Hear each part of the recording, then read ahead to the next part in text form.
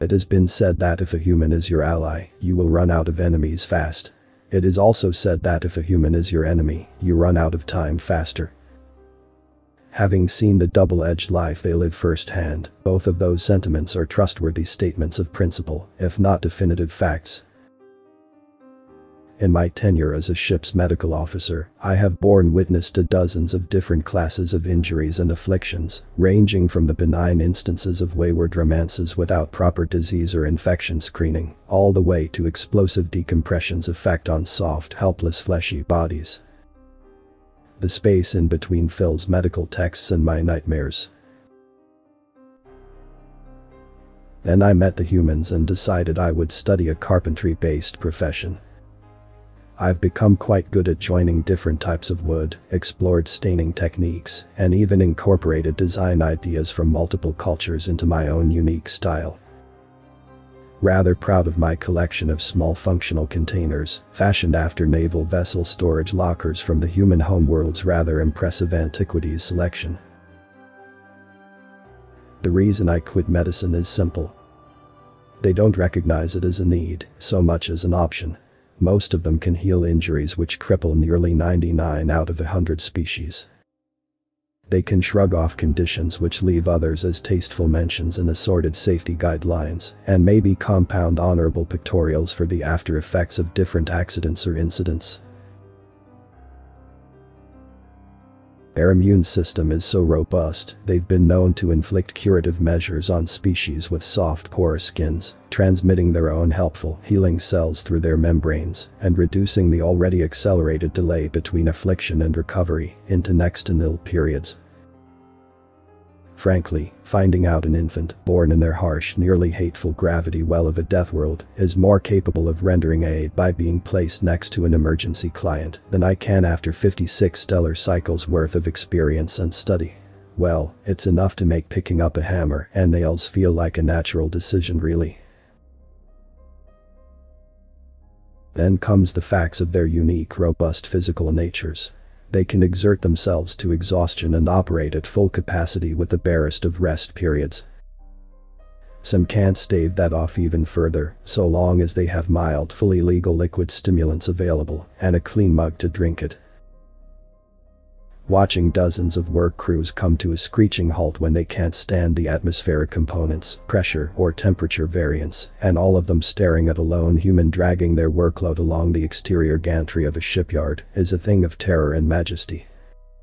They simply do not recognize limitations as almost any sapient species should, could, or would. At first, I chalked it up to the fact that almost all of them are insane to such degrees as to influence their offspring to follow in the same nigh-religious fervor for dedication, loyalty, and steadfastness in the fact of opposition, real and perceived, until such a time as I saw that even their orphans can, and did, exceed their counterparts from every other race I've witnessed with them. One fateful day, though, it comes to mind. Whenever I think of the humans, I think of the Zdraxi insurgency.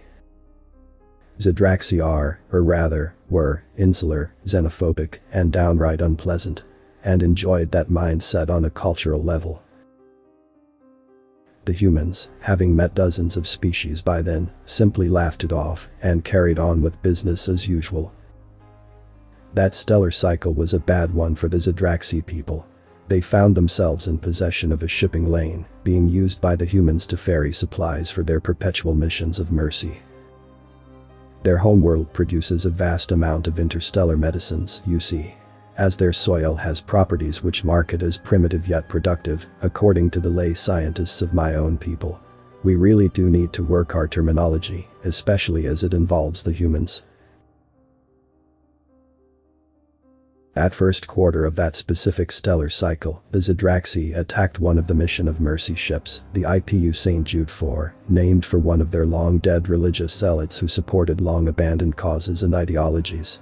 Medical cases and miracles were attached to their venerated symbol, which I can respect. Frankly, with their unique gifts being so inborn to them, a miracle or two wouldn't be too far out of place really. After the Zdraxi bragged about how the religious personnel were fed into their own fusion engines and the supplies shot into the nearest star, eschewing all value to them, the humans simply smiled, closed communications, and went dark for a few lunar cycles. The warlike Gret immediately pulled every resource and ally from that sector of space, as did the Lyabi, Durnef, Asjeta, and both of the perpetually warring clans of Nai, who infested the asteroid belts littering the region. The Zdraxi did not recognize what those signs meant. How could they? No human enemies were known, only their many, many allies. So many allies, they littered the skies of thousands of worlds, many with welcome signs affixed to places no human foot would ever tread, written in Sol Prime common tongues, brightly lit at every moment, constantly announcing themselves as friends of the humanity. Today, we talk about the humans, and I will think about wood.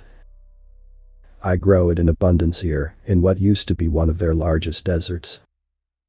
Once they realized that interstellar sales of lumber would profit them immensely, they erased a desert and installed a jungle. At some point, it had been one. Presumably, they liked sand that first time.